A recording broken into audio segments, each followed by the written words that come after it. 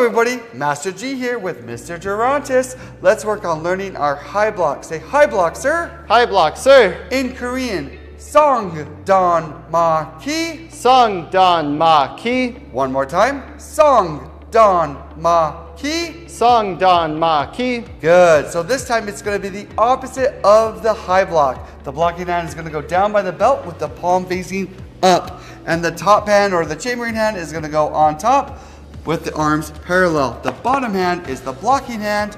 The top hand is the chambering hand. He's going to step out with that left foot sideways. He's going to twist, bring that block up. So it's one fist length above his forehead. The wrist nice and straight above his head. No, no, no, no.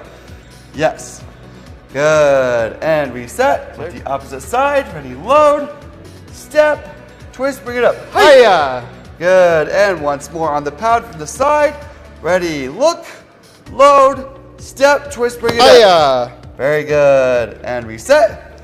Obviously defending our head, protecting our head. That is our high block or sangdangmaki in Korean. Practice what you learned, make it rock.